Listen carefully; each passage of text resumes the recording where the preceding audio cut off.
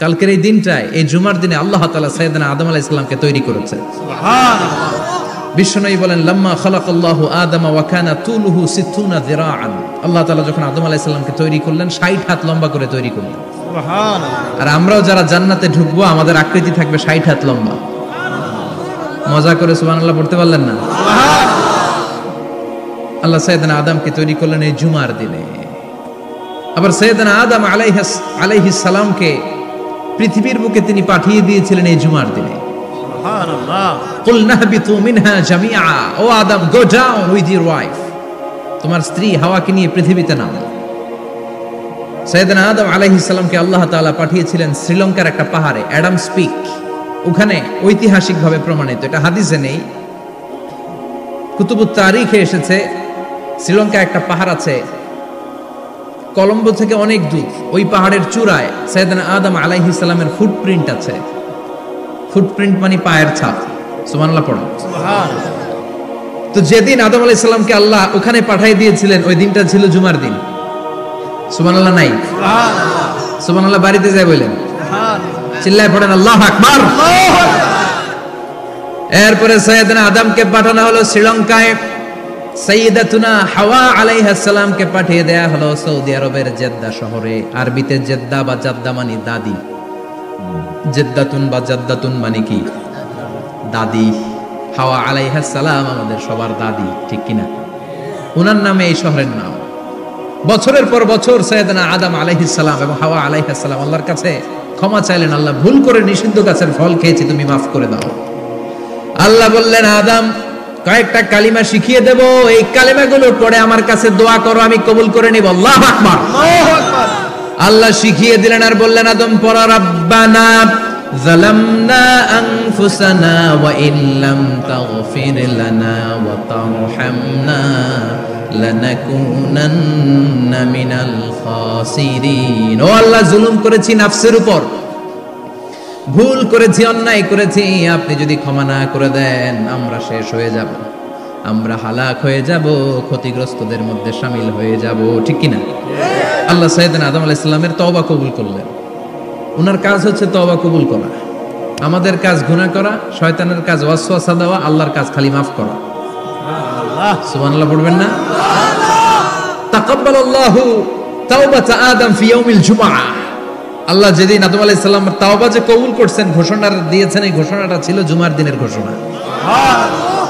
আবার সাইয়েদনা আদমকে যেদিন রূহ কবজ করে আবার নিয়ে যাওয়া হয়, ওই দিনটাও ছিল জুমার দিন। পড়েন সুবহানাল্লাহ। যেই দিন পৃথিবীর প্রথম মানব, প্রথম নবীর রূহ মালাকুল মাউত দুনিয়ায় এসে কবজ করেছে, ওই দিনটাও ছিল জুমাবার। সুবহানাল্লাহ। আল্লাহু আকবার। আল্লাহু আকবার। আবার বিশ্বনবী বললেন, লা তাকুমুস সাআহ ইল্লা ফি ইয়াউমিল জুমআহ ইযা যুলজিলাতিল আরদু জিলজালাহা ওয়া আখরাজাতিল আরদু আসকালাহা ইযা রুজ্জাতিল আরদু রাজ্জান ওয়া বুসাতিল জিবালু বাসসা। কিয়ামতের দিন পৃথিবীটাকে একটা প্রকম্পন দিয়ে কাঁপিয়ে দিবে কে? আল্লাহ। মারাত্মক একটা ঝাঁকুনি দিবে আল্লাহ, পুরো পৃথিবীটা কেঁপে ভেঙে চুরে খান খান হয়ে যাবে। এই ঝাঁকুনি আর আর্থকোয়েক, ভূমিকম্প এর ঘটনাটা যেদিন ঘটবে ওই দিনটাও হচ্ছে জুমার দিন। চিৎকার করে পড়েন সুবহানাল্লাহ। তার মানে আদম সৃষ্টি হলো জুমার দিনে, দুনিয়ায় নামিয়ে দেয়া হলো জুমার দিনে, তওবা কবুল করে নেওয়া হলো জুমার দিনে, রূহ কবজ করা হলো জুমার দিনে, আবার কিয়ামত সংগঠিত হবে জুমার দিনে। পড়েন সুবহানাল্লাহ। আবার বিশ্বনবী বললেন, আর রমাদান ইলা রমাদান, এক রমজান থেকে আরেক রমজানের মাঝখানে যত গুনাহ হয় মাফ করে কে? আল্লাহ। তারপরে বিশ্বনবী বললেন, আল উমরাতু ইলাল উমরাহ, কেউ যদি একবার উমরা করে পরে আবার করলে দুই উমরার মাঝখানে গুনাহগুলো মাফ করে দেয় কে? আল্লাহ। আবার বিশ্বনবী বললেন, আল জুমআতু ইলাল জুমআহ কাফফারাতুন লিমা বাইনাহুমা, এক জুমার পর থেকে সামনের জুমা আসা পর্যন্ত যে সগীরা গুনাহগুলো হয় সবগুলো সগীরা গুনাহ মাফ করে দেয় কে? রজব শাবানে বরকতে দাও, রমজান মাসে গুনাহ ঝড়াও, সপ্তাহ জুড়ে তুমি বরকতে দাও, জুমার দিনেতে গুনাহ ঝড়াও, রজব শাবানে বরকতে দাও, রমজান মাসে গুনাহ ঝড়াও, ঠিক কি না? তার মানে জুমার দিন গুনাহ মাফের দিন। সারা সপ্তাহে ভুল ত্রুটি অন্যায় যা করলাম জুমার নামাজের বদৌলতে সব গুনাহ মাফ করে দেয় কে? এই দামি দিনটাকে আল্লাহ ইহুদিদের দিতে চেয়েছিলেন, পায় নাই। আলহামদুলিল্লাহ কইবেন না? আলহামদুলিল্লাহ। ইখতিলাফু, তারা ইখতিলাফ করে হারাইছে এটা। এই দামি দিনটা রব্বুল আলামিন নাসারাদেরকে দিতে চেয়েছিলেন, ফাখতালাফু, ওরাও ইখতিলাফ করে হারাইছে। এজন্য ইখতিলাফ ভালো জিনিস না খারাপ জিনিস? মারামারি ভালো জিনিস না খারাপ জিনিস? আর ঐক্য করা ভালো জিনিস না খারাপ জিনিস? ঐক্য করতে রাজি আছেন? ইহুদিদেরকে আল্লাহ দিতে চাইলেন, ইখতিলাফ করে হারাইছে। নাসারারাও হারাইছে। ফাজা আল্লাহু বিনা ফাহাদানা বিহাদা দ্বীন। রব্বুল আলামিন এই দিনটা আমাদেরকে দিলেন, আমরা ইখতিলাফ করি নাই, বিশ্বনবীর হাতে হাত রেখে ঐক্য করে ঘোষণা দিয়েছি জুমার দিন আমাদের সাপ্তাহিক দিন। সুবহানাল্লাহ। বিশ্বনবী বলেন ফাগাদান লিল ইয়াহুদ, সাপ্তাহিক আনন্দের দিন ইহুদিদের জন্য হচ্ছে শনিবার, ইয়ামুস সাবত, ও বাদা গাদ লিন নাসারা, আর খ্রিস্টানদের জন্য হচ্ছে রবিবার, আর আমাদের জন্য হচ্ছে শুক্রবার। চিল্লায় পড়েন আল্লাহু আকবার। তার মানে জুমার দিন, জুমাবারের মর্যাদা বেশি না কম? চিল্লায় বলেন বেশি না কম? জুমার দিন সকালবেলা ফজরের নামাজের পর থেকে ফেরেশতারা যতগুলো মসজিদে জুমা অনুষ্ঠিত হয় ওই মসজিদে ঢোকার প্রতিটা দরজার মধ্যে দাঁড়িয়ে থাকে। কারা কারা আগে আগে জুমার নামাজ পড়ার জন্য মসজিদে যায়, প্রত্যেকের নামগুলো একটা জান্নাতের রেজিস্ট্রি খাতার মধ্যে তুলে নেয়। সুবহানাল্লাহ। এই নামগুলো স্পেশালি আল্লাহর কাছে পাঠানোর জন্য। সুবহানাল্লাহ কইবেন না? সুবহানাল্লাহ। ডানে বায়ে সামনে পেছনে যতগুলো দরজা, প্রতিটা দরজায় ফেরেশতারা বসে থাকে। কে আগে আসলো নাম তুলে দেয়। তুলতে তুলতে তুলতে তুলতে খতিব সাহেব যখন খুতবা দেওয়ার জন্য মিম্বারে যেয়ে বসে যায়, ফেরেশতারা তাদের খাতা বন্ধ করে তারাও খতিব সাহেবের সামনে জুমার খুতবা শোনার জন্য বসে যায়। পড়েন সুবহানাল্লাহ। প্রথম জুমার দিন জুমার মসজিদে যে ঢুকবে, বিশ্বনবী বললেন আল্লাহর রাস্তায় একটা উট কুরবানি দিলে যেই সওয়াব, এই সওয়াব আল্লাহ আমলনামায় দিয়ে দেয়। দ্বিতীয় পর্যায়ে যে ঢুকে, বিশ্বনবী বললেন বাকারা, গরু কুরবানির সওয়াব পায়। তিন নম্বরে যে ঢুকবে, বিশ্বনবী বললেন কাবসা, হাদিসের ভাষায় এসেছে আল কাবাস, কাবাস মানে হলো বকরি, বকরি কুরবানির সওয়াব। চার নম্বরে যে ঢুকবে তার হচ্ছে দাজাজা, দাজাজা মানে মুরগি। পাঁচ নম্বরে যে ঢুকবে, বিশ্বনবী বললেন বাইদা, নোয়াখালীরা কয় বয়দা, আমরা কই আন্ডা, কুমিল্লায় কই ডিম। আছে না নাই? এক দেশের কত ভাষা, এক দেশের গালি আরেক দেশের বুলি। আমরা বলি ছেলে, কুষ্টিয়ায় বলে পুত্র, আরেক জায়গায় গেলে বলে হুত, আরেক জায়গায় গেলে বলে ফোয়া। আছে না নাই? আছে। এক এলাকায় বলে বেটা ছেলে, ছেলেদেরকে বেটা ছেলে। মরদ ফোয়া, মরদ ফোয়া হইতে না, মরদ ফোয়া হবে। আহা, কি ভাষার বৈশিষ্ট্য। তো যেটা আমরা বলি ডিম, কোথাও বলে আন্ডা, কোথাও বলে বয়দা। তো এই বয়দা আল্লাহর রাস্তায় দান করে দিলে যেই সওয়াব, পঞ্চম ব্যক্তি ওই সওয়াব পাবে। এই 5 জনের পরে আর লেখালেখি নাই, বাকিদেরটা নরমাল এন্ট্রি করে সব ফেরেশতারা খুতবা শোনার জন্য বসে যায়। সুবহানাল্লাহ। সুবহানাল্লাহ। তো জুমার দিনে আগে আগে যাবেন তো? ইনশাআল্লাহ। সবাই রাজি আছেন? ইনশাআল্লাহ। চিৎকার করে পড়েন ইনশাআল্লাহ। ইনশাআল্লাহ। আলহামদুলিল্লাহ, আমরা এই জুমার দিনটাকে রাষ্ট্রীয় ছুটির দিন হিসেবে পেয়েছি, পাইছি না? 1984 সালে হুসাইন মোহাম্মদ এরশাদ সাহেব এই ভালো কাজ করছিলেন। উনি সব করছে জীবনে, স্বৈরাচারীও করছে, ভালো কাজও করছে। ঠিক। তো খারাপটা আর আমরা না বলি, যেটা ভালো এটাই বলি। ঠিক। উনার কারণে আজ অবধি এই 84 থেকে আজ 34 বছর বাংলাদেশের রাষ্ট্রীয়ভাবে সাপ্তাহিক ছুটির দিন কোনটা? আলহামদুলিল্লাহ কইবেন না? এই উসিলায় আল্লাহ ওনারে মাফ করুক। পৃথিবীর অনেক দেশে কিন্তু শুক্রবার ছুটির দিন না। আমি বছরের বেশিরভাগ সময় মালয়েশিয়াতে থাকি। মালয়েশিয়ার সাপ্তাহিক ছুটির দিন রবিবার। খ্রিস্টানদের সাথে অনেক বিজনেস তাদের মেনটেন করতে হয়। তো তারা যদি শুক্রবারে ছুটির দিন করে তাহলে সপ্তাহে 2 দিন ব্যবসা বাণিজ্য কাটা পড়ে যায়। নিজেদের কারণে শুক্রবার বন্ধ, যাদের সাথে বিজনেস ওদের কারণে রবিবার বন্ধ। আমরা আলহামদুলিল্লাহ আল্লাহর দয়ায় পবিত্র দিনটাতে পেয়েছি জুমাবার। আলহামদুলিল্লাহ পড়েন আলহামদুলিল্লাহ। এজন্য বিশ্বনবী বললেন খবরদার এদিনের নামাজ মিস করো না। মান তারাকা সালাসা জুমাইন তাহাউনান, গাফলতি করে টানা 3টা জুমা যে ব্যক্তি মিস করলো, তাবা আল্লাহু ফি কলবিহি, রব্বুল আলামিন ওই লোকটার অন্তরের মধ্যে মোহর মেরে দেয়। ওয়া কুতিবা ফি জুমরাতিল মুনাফিকিন, মুনাফিকদের খাতায় তার নাম তুলে দেয়। 3টা জুমা যদি কেউ মিস করে 2টা পানিশমেন্ট। এক হচ্ছে তবা আল্লাহু ফি কলবি, আল্লাহ অন্তরে মোহর মেরে দেয়। ভালো কথা ভাল লাগে না, নামাজ ভাল লাগে না, আজান ভাল লাগে না, ইসলাম ভাল লাগে না, শুধু মौज মাস্তি ভাল লাগে, গান বাজনা ভাল লাগে, এরকম আছে না নাই? জুমার নামাজে যায় না। আরেকটা হলো কুতিবা মিনাল মুনাফিকিন, মুনাফিকদের খাতায় নাম তুলে দেয়। আল্লাহ হেফাজত করো। আরো জোরে পড়েন আমিন। আমিন।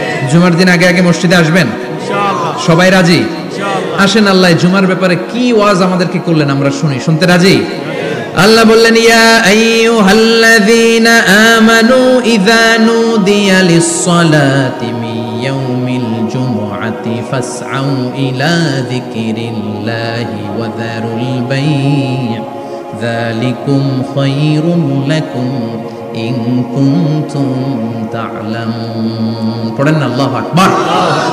আল্লাহ বললেন ও আমার মুমিন বান্দারা শোনো শোনো, আপনাদেরকে অ্যাড্রেস করে আল্লাহ বলছেন ও আমার মুমিন বান্দারা শোনো, ইযা নুদিয়া লিস-সালাতি মিন ইয়াউমিল জুমআ, জুমার নামাজের আযান যখন দেয়া হয়, ফাসআউ ইলা যিকরিল্লাহ, আল্লাহর স্মরণে তোমরা ধাবিত হও।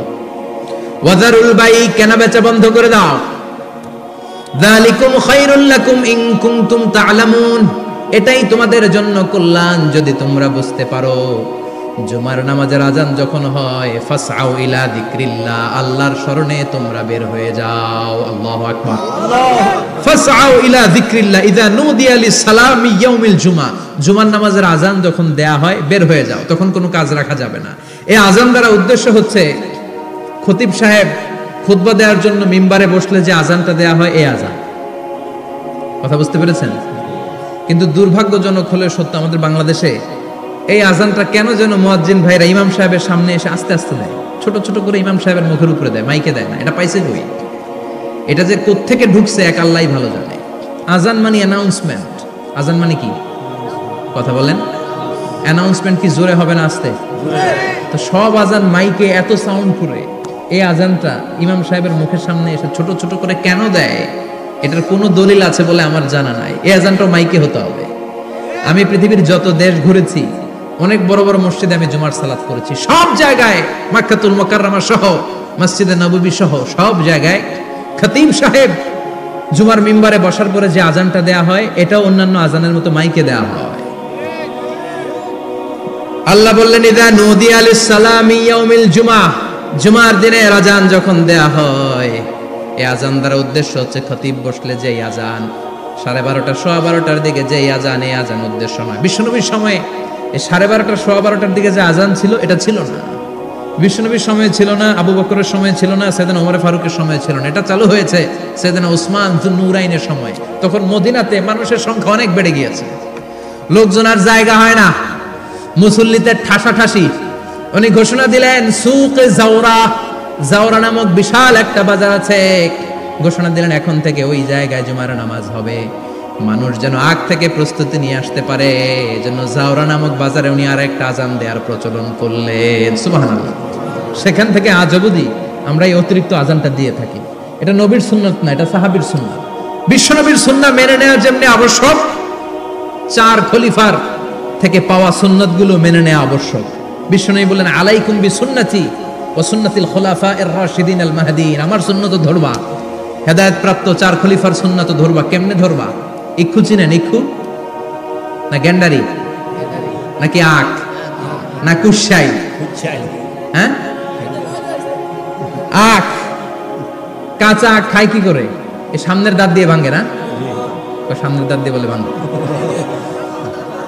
চাপার দাঁত দিয়ে, এই জায়গার দাঁত দিয়ে শক্ত করে ধরতে হয়। বিশ্বনবী বললেন আব্দু আলাইহা বিন নওয়াজিজ, আমার সুন্নাত আর সাহাবীদের সুন্নাতকে চাপার দাঁত দিয়ে আঁকড়ে ধরো, যাতে ছুটে না যায়। চিল্লায় পড়েন আল্লাহু আকবার।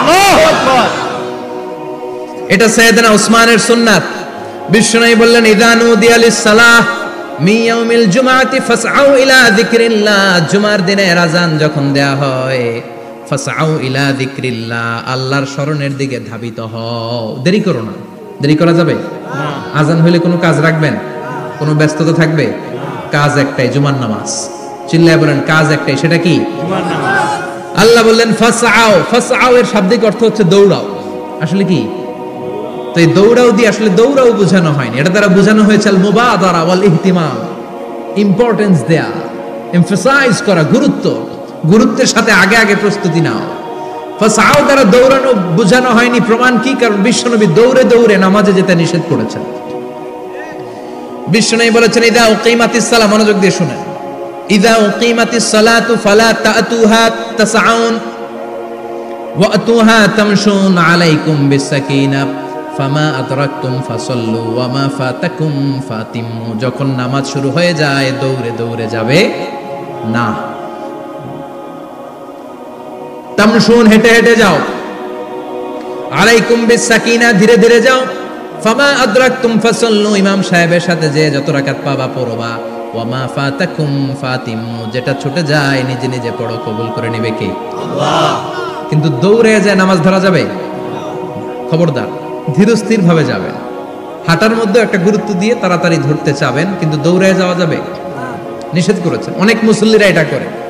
ধরেন মাগরিবের নামাজ, অজুখানাতে মুসল্লিরা ওযু করতেছে, ইমাম সাহেব নামাজ শুরু করেছেন আল কারিআতু মাল কারিআ ওমা আদরাকা মাল কারিআ, মুখস্থ আছে না সবার? মুসল্লি মনে করতেছে ওযু হইছে আমার অর্ধেক, এখন যদি তাড়াতাড়ি ওযু না করে দৌড় না দেই রাকাত পাওয়া যাবে? রাকাত পাওয়ার জন্য দিছে দৌড়। মসজিদে হচ্ছে টাইলসের মসজিদ, পিছলায় পয়রা মুসল্লি একদিকে, লুঙ্গি আরেকদিকে। আছে না নাই? আমার কাছে খবর আছে এরকম পা ভাঙছে অনেকের। রাকাত ধরার জন্য মুসল্লি তাড়াহুড়ো করে দিছে দৌড়, মুসল্লি একদিকে লুঙ্গি, ট্যাং ভাঙা শেষ, এখন ল্যাংড়া। বিশ্বনবীর কথা মানে নাই, ওটারে ল্যাংড়া বানাইছে কে? আল্লাহ। এজন্য বিশ্বনবী বললেন খবরদার দৌড়ে যাবে না, একামত হয়ে গেলে ধীরস্থির ভাবে যাও। কেননা দৌড়ে দৌড়ে আপনি কার দরবারে যাবেন? উনি তো সব রাজার বড় রাজা, মহারাজা। মহারাজার দরবারে তাড়াহুড়ো করা যায় নাকি? ফিট হয়ে কাপড় চোপড় পরে আতর টাতর মেখে ধীরস্থির ভাবে যাবেন। দৌড়ে গেলে আপনার হার্টবিট বেড়ে যাবে, আপনার ব্রেথ ইন ব্রেথ আউট, শ্বাস প্রশ্বাস বেড়ে যাবে। তো হাঁপানির চোটে তো আপনি হাঁপাতে থাকবেন। আপনি তাহিয়া পড়বেন কখন, তাসবিহ পড়বেন কখন, আল্লাহর প্রশংসা করবেন কখন? চিল্লা এখন ঠিক কিনা? এজন্য আল্লাহ বললেন ফাসাউ ইলা যিকরিল্লাহ, জুমার নামাজের আযান যখন হয়ে যায় তোমরা আল্লাহর জিকিরের দিকে ধাবিত হও। যিকরিল্লাহ, আল্লাহর স্মরণ। জিকির মানে কি? আল্লাহর স্মরণ। কিন্তু এই জিকির দ্বারা এই আয়াতের উদ্দেশ্য হচ্ছে আল খুতবাতাইন, জুমার দুই খুতবা। জুমার জিকিরের অনেক অর্থ আছে। জিকির মানে সালাত, জিকির মানে কোরআন, জিকির মানে ওয়াজ, জিকির মানে সম্মান। আবার জিকির মানে জুমার দুই খুতবা, আবার জিকির মানে সুবহানাল্লাহ, আলহামদুলিল্লাহ, লা ইলাহা ইল্লাল্লাহ, সুবহানাল্লাহ, আলহামদুলিল্লাহ, লা ইলাহা ইল্লাল্লাহ, লা ইলাহা ইল্লাল্লাহ, মুহাম্মাদুর রাসূলুল্লাহ সাল্লাল্লাহু। এটাও জিকির। সুবহানাল্লাহ, আলহামদুলিল্লাহ, আল্লাহু আকবার। এই তিন জিকিরের চেয়ে শ্রেষ্ঠ কোনো জিকির আছে? কথা কন। বিশ্বনবী প্রত্যেক ফরজ নামাজের পরে সুবহানাল্লাহ 33 বার, আলহামদুলিল্লাহ 33 বার, আল্লাহু আকবার 34 বার পড়তেন। রাজি আছেন? সবাই পড়তে রাজি আছেন? ইনশাআল্লাহ। লাফালাফি করবেন না তো, ঘাড় বাঁকা করবেন না তো, হুই হুই করে চিল্লাফাল্লা করা যাবে? জিকিরের মধ্যে সৌন্দর্য আছে না নাই? আল্লাহ নিজেও সুন্দর, আল্লাহর কাছে যেটা আমরা পেশ করব সবটাই সুন্দরভাবে পেশ করতে হয়। চিল্লা এখন ঠিক কিনা? তার মানে জিকিরের অনেক অর্থ। জিকিরের এক অর্থ হলো কোরআন। জিকিরের এক অর্থ কি? কোরআন। আপনি যখন কোরআন পড়েন তখন জিকির করেন কার? আল্লাহ। কথা বলেন। আবার আপনি যখন নামাজ পড়েন জিকির করেন কার? আল্লাহ। আবার আপনি যখন লা ইলাহা ইল্লাল্লাহ এটা পড়েন জিকির করেন কার? ঝিনুকের ভেতর লুকিয়ে থাকে যেমন মতি, ঝিনুকের ভেতর লুকিয়ে থাকে যেমন মতি, কালমা শাহাদাতে আছে আল্লাহর জ্যোতি, কালমা শাহাদাতে আছে আল্লাহর জ্যোতি। পড়েন সুবহানাল্লাহ। সুবহানাল্লাহ। এই লা ইলাহা ইল্লাল্লাহ সবচেয়ে শ্রেষ্ঠ জিকির। সাইয়েদনা মুসা আলাইহিস সালাম আল্লাহরে বললেন, আল্লাহ আল্লিমনি যিকরান, আপনি আমার এমন একটা জিকির শিখায়া দেন, লা ইয়ালামুহা ইল্লা আনতা ওয়া আনা, যে জিকিরটার শব্দ আপনি আর আমি ছাড়া কেউ জানবে না। সুবহানাল্লাহ। দুনিয়াতে যত অদ্ভুত অদ্ভুত প্রশ্ন ওনার, বিভিন্ন বিষয়ে আল্লাহরে প্রশ্ন করতেন। আল্লাহরে বললেন, আল্লাহ আল্লিমনি কালিমাতান, আল্লিমনি যিকরান লা ইয়ালামুহা ইল্লা আনতা ওয়া আনা, ও আল্লাহ এমন একটা জিকির আমারে শিখান, দিনে রাতে সব সময় এই জিকির আমি করব, আপনারে ডাকবো, কিন্তু শর্ত হলো এই জিকিরটা জানবে শুধু আপনি আর জানবো শুধু আমি, কেউ জানবে না। আল্লাহ বললেন মুসা পড়ো লা ইলাহা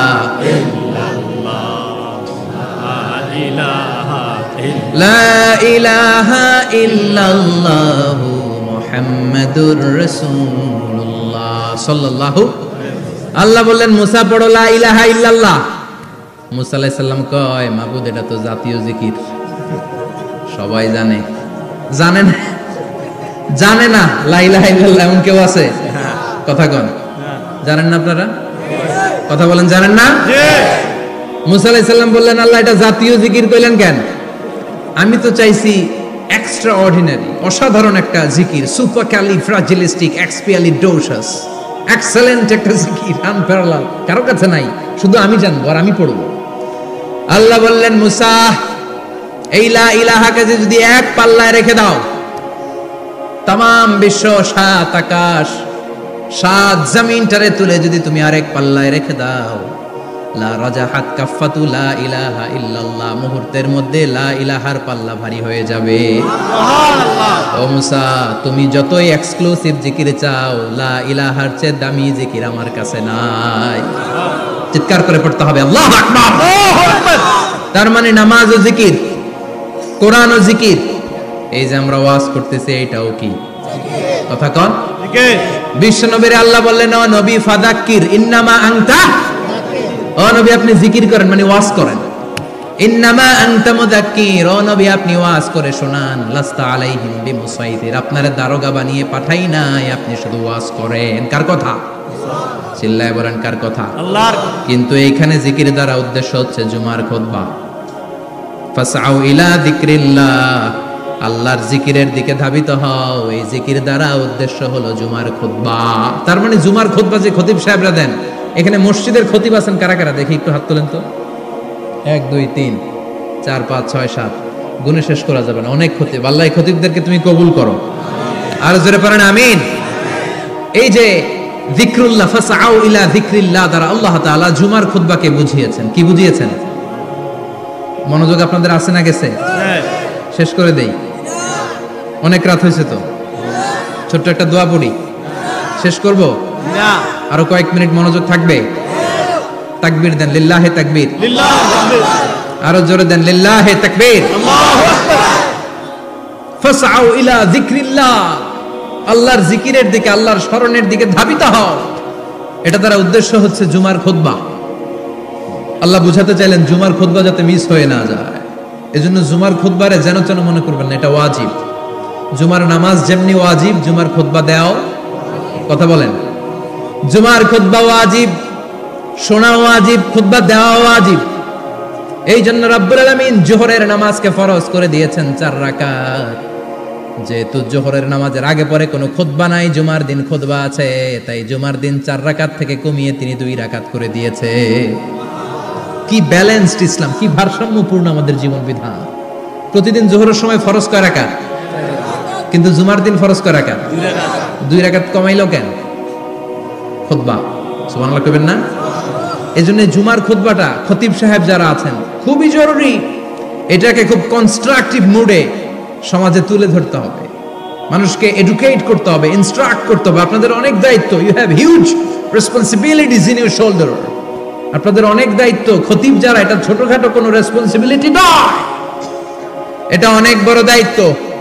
এজন্য জুমার দিন মানুষকে আপনার শিক্ষিত করতে হবে।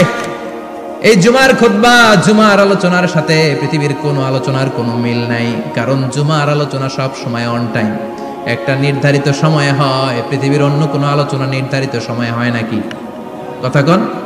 আমরা বক্তারা নির্ধারিত সময়ে মাইক পাই? কথা কন। কোনোদিন 8টায়, কোনোদিন 9টায়, আজকে বসছি কয়টায়? কিন্তু জুমার খুতবার এটা চেঞ্জ হয়। কি বরকতের একটা জলসা! ওই দিন সবাই আসতে হয় মসজিদে।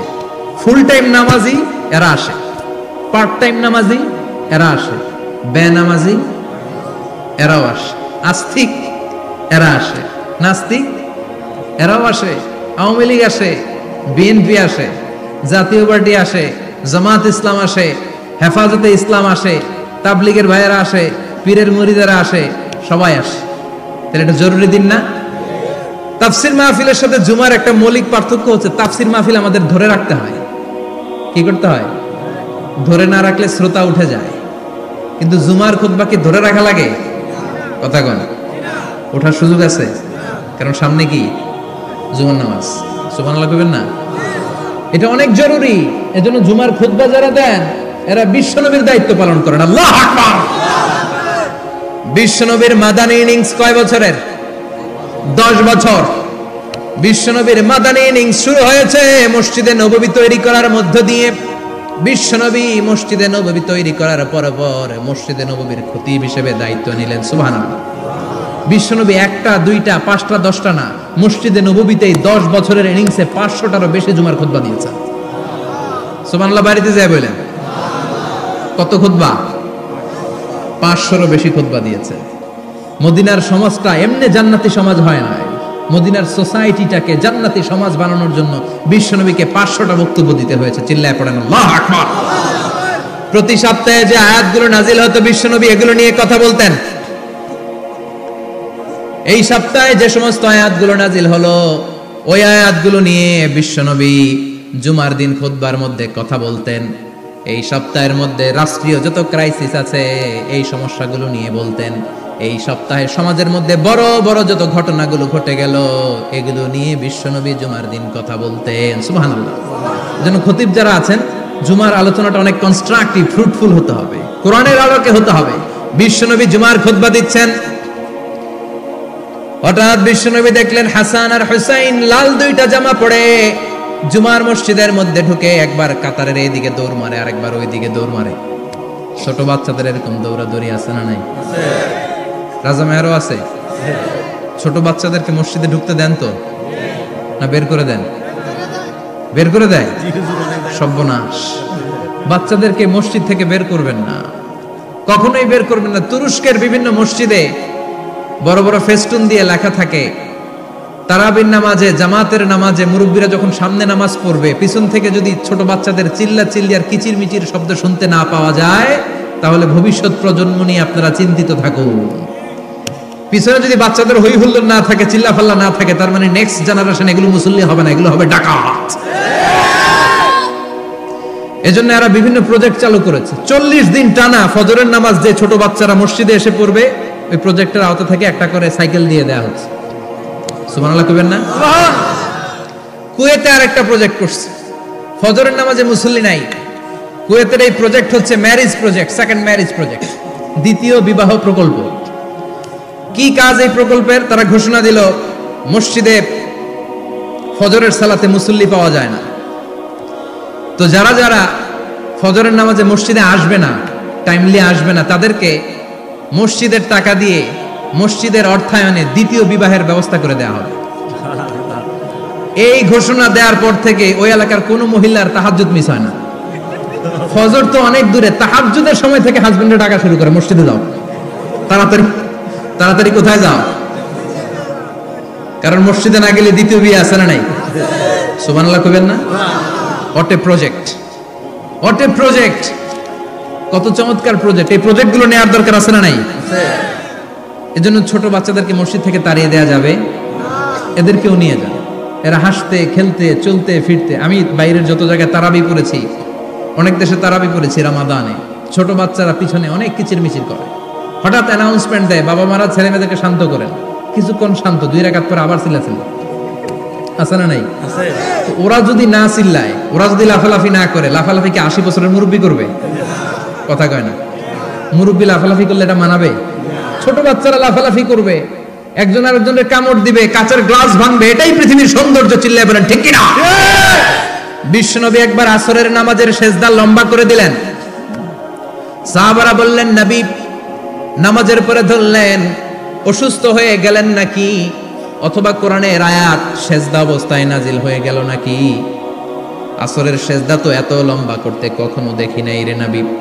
বিশ্বনবী বললেন না, অসুস্থ হই নাই, কোরআনের আয়াত নাজিল হয় নাই, আমি যখন সেজদায় লুটিয়ে পড়েছি আমার কলিজার টুকরা নাতি হাসান আমার কাঁধের উপরে চেপে বসেছে। আমি যদি সেজদা থেকে মাথা উঠাই হাসানের কষ্ট হয়ে যাবে, তাই আসরের একটা সেজদা আমি ইচ্ছা করেই লম্বা করে দিয়েছি। কি নবী ছিল, কি মায়া ছিল নাতিদের সাথে। হাসান হুসাইন বিশ্বনবী, যে নবী হচ্ছে সব নবীদেরও সর্দার, ওই নবীরে ঘোড়া বানায়া, বিশ্বনবীর বাবরি চুল ছিল তো ওই চুল ধরে এরকম ঘোড়া ঘোড়া খেলতো। বিশ্বনবীর কাঁধে বসে বিশ্বনবীর বাবরি চুল টেনে টেনে কয় এটা আমার ঘোড়া। হাসান হুসাইনের গায়ের এমন কোন জায়গা নাই যে জায়গায় বিশ্বনবী চুমা দেয় নাই। আর বলতেন রাইহানাতাইনি ফিদ দুনিয়া, হাসান আর হুসাইন হলো আমার দুনিয়ার সুগন্ধি। সাইয়্যিদা শাবাবি আহলিল জান্নাহ, জান্নাতীরা আপনারা যারা জান্নাতে যাবেন আপনাদের সামনে দুইটা পতাকা থাকবে, একটা থাকবে হাসানের হাতে আর একটা হুসাইনের হাতে। বিশ্বনবী মসজিদে নববীতে জুমার খুতবা দিচ্ছেন, হঠাৎ হাসান আর হুসাইন লাল দুইটা জামা পরে কাতারের মধ্যে দৌড়াদৌড়ি শুরু করলেন। বিশ্বনবী খুতবা থামিয়ে দিলেন, মিম্বার থেকে নেমে হাসান হুসাইনকে দুই হাতে টানতে টানতে মিম্বারের উপরে নিয়ে আসলেন যাতে মুসল্লিদের ডিস্টার্ব না হয়ে যায়। হাসানকে ডান হাতে ধরে হুসাইনকে বাঁ হাতে ধরে বাকি খুতবাটা বিশ্বনবী তখন শেষ করলেন। 500টা খুতবা দিয়েছেন। কয়টা? চিল্লায় বলেন কয়টা?